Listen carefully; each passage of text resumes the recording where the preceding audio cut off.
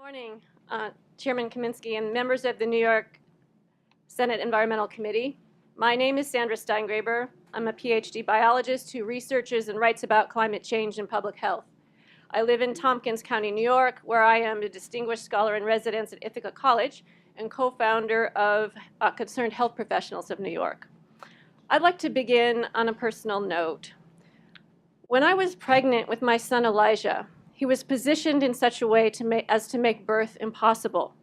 It turns out that you can't get out of a woman's body if you are lying sideways. Because the buoyancy of water can sometimes encourage babies to tuck their heads and turn around, my medical team urged me to swim. And so I did. My village is located on the west shore of Cayuga Lake, and my son's due date was in August, so I paddled around the lake for hours every day. Immediately across the lake, which is half a mile wide, was the old Cayuga Power Plant. Every day during my late pregnancy swim meets, I saw its stack emissions puffing away like a giant cigarette on the opposite shore. And I knew as a public health scientist that this coal-burning oven was one of the region's biggest polluters of air and water, and that it was acting as a wrecking ball to the planet's climate system. As both a new mother and a biologist, I wondered and worried about the harms of the Cayuga Power Plant. And I have two things to report to you from this experience. First, I want you to know that it all worked out for my son. He got himself turned around in time and came into this world the old-fashioned way.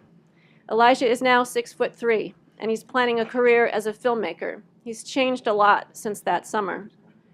But he hasn't changed at all. The old coal-burning Cayuga Power Plant, built in 1955 when Dwight Eisenhower was in the White House, is still chugging away on the Cayuga Lake shoreline. It does have new owners.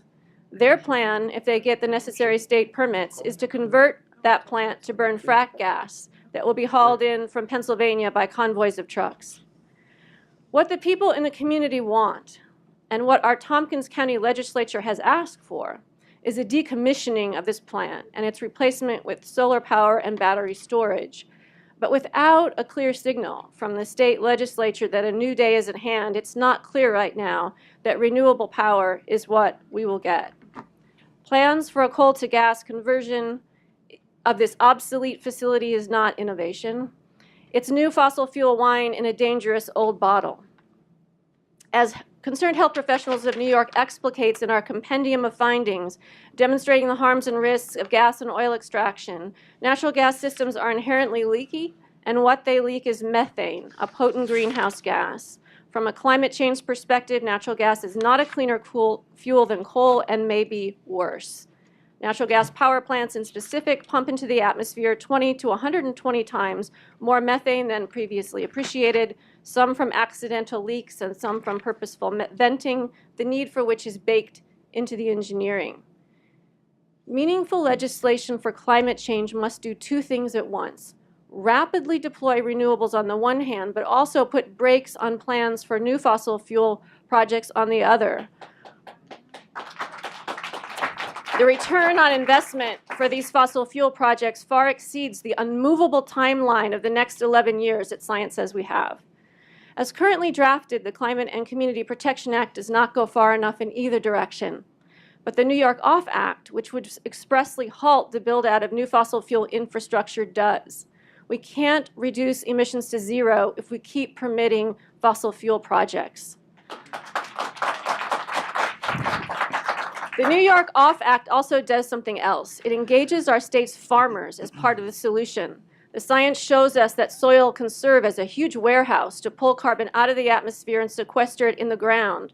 The latest report from the Intergovernmental Panel on Climate Change shows that regenerative agriculture can give us a huge assist in hitting our necessary benchmarks and climate goals.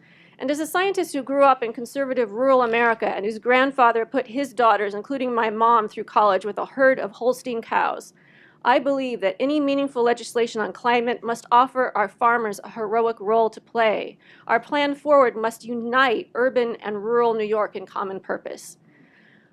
I'll tell you honestly, Senators, I am scared. Just this week, scientific reports show us that we are losing the planet's insects.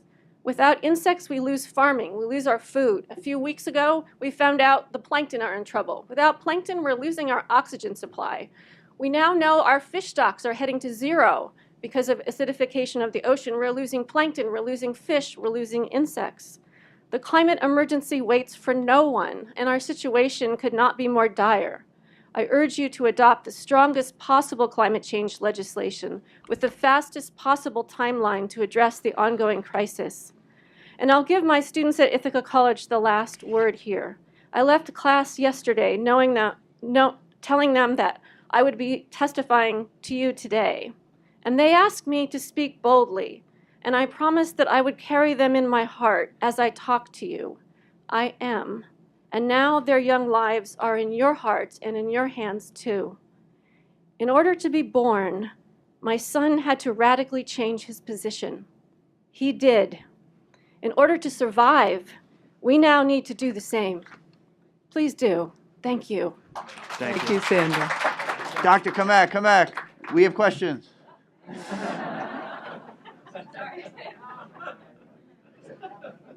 You know, my oldest son was also positioned the wrong way, so we were told to burn incense by my wife's toes, and we did, and he turned around, but we also burned a hole in the backyard furniture in the process. So I don't have any property damage. Yeah, there's a lesson about combustion somewhere there.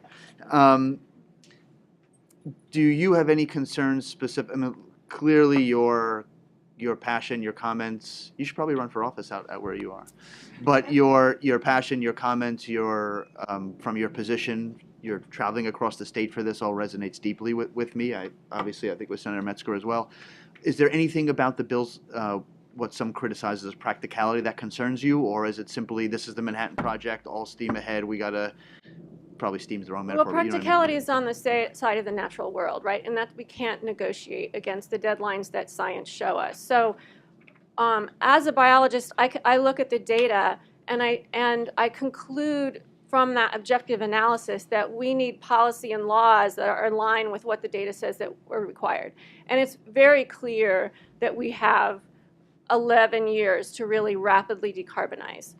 Right. So when some say we can't afford to do this, your answer is we can't afford not to do that. Right. And also that the scale of this matters, right? This is obviously a national and an international problem, but state government also has a role to play. Because especially when Washington plays no role. That's part of it. But I'm going to speak practically since you asked me about practicality, right?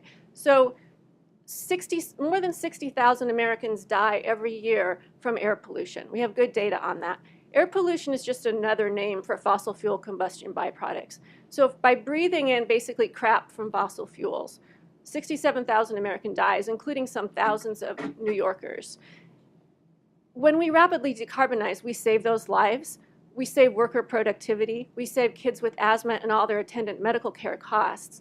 So it's not just sacrifice that lies ahead for us. As we decarbonize, we also experience very real benefits to our health, we lower medical care costs, we improve worker productivity, and so on. I mean, air pollution is linked to heart attack, stroke, many kinds of cancers, preterm birth, childhood asthma. All those things are going to plummet as we ramp up renewables. And of all the kind of plans and initiatives, including what the governor has in mind, the CCPA, the Off-Fossil Fuel Act, when I look at this as a scientist, the plan that's most aligned with what the science says we have to have and that we can't negotiate with is the Off-Fossil Fuels Act. So my hope would be to pull the best of that and kind of take the best pieces of all of it. The reason I feel so strongly about the regenerative agriculture is not only, however, because of what the science says about soil as a powerful place to sequester carbon. That's all true. But as somebody who grew up in a very Republican, very conservative, very evangelical part of rural America, I know that we can't just make this an East Coast thing or make it a downstate versus upstate thing. Our farmers can play heroic roles by keeping pastures and open lands that are photosynthesizing and providing biodiversity and also sequestering soils, but they need an assist in which to do that. And what I like about the Off-Fossil Fuels Act is it gives environmental justice to workers, but it also gives this great role for farmers to play, and it's aligned with what I, as a scientist, know that we need.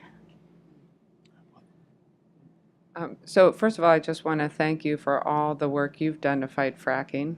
And I've long been an admirer of yours. And I guess you answered my question, but I was going, these are two pieces of legislation, but you can work to, combine the best elements of them. I think that's possible. And, I mean, right. when you look at these, what I urge you to do is realize that when you're in an emergency, legislation needs to look different, right? In the same way that I lived through a time where I was diagnosed with cancer at 20. My mom had already been diagnosed with metastatic breast cancer, and that blew our family apart for a while. But in the making the decisions that we needed to make to save our lives, they weren't decisions like, oh, do you think we can afford the chemotherapy? Do you think we'll have to sacrifice our family vacation? Do we have time for the radiation treatment? That's not the dialogue you have when you're in an emergency. It's all effort to solving this problem that's threatening your life. Can I use that? That's the situation that we're in. It's an emergency. I'm going to use that metaphor with your permission. Yes, you can. I also want to welcome Assemblywoman Judy Griffin, newly elected Assemblywoman from Long Island, and Senator Robert Jackson for being here.